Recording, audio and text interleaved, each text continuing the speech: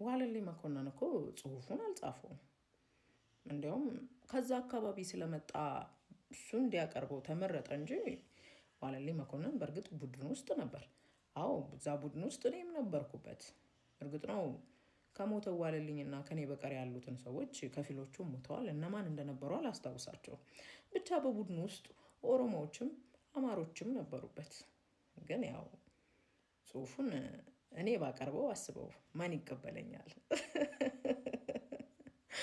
ስለዚህ ዋለልኝ መኮንን ከዚያ መንደር ስለመጣ እሱ እንዲያቀርበው የተመረጠ ይመስለኛል እንጂ ጽሁፉን እንኳን ዋለልኝ አልጻፈው።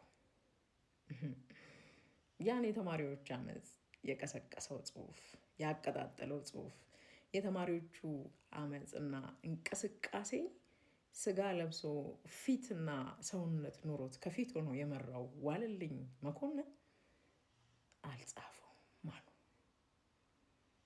ማለትም ዶክተር ዲማ ነጎ ብሪጅ ከተባለ ሚዲያ ጋር ባደረጉት ቃለ መጠይቅ ከፊት ያልኳችሁን በሙሉ አሉት።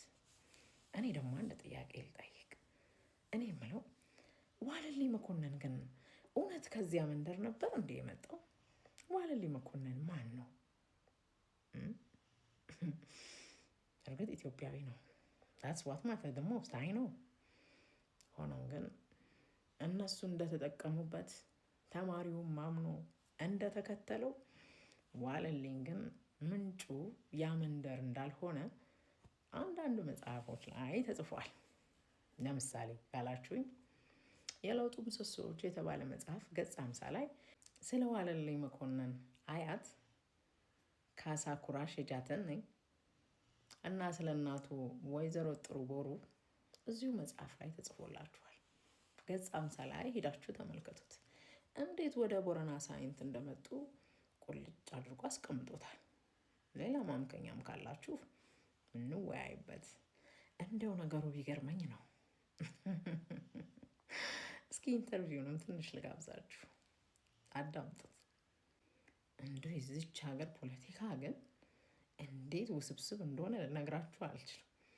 እያደር ትንሽ ባወቃችሁ ቁጥር በእውነት ነው ምላችሁ በጣም ነው የሚፈትነው። ኢትስ ማይንድ ብሎዊንግ።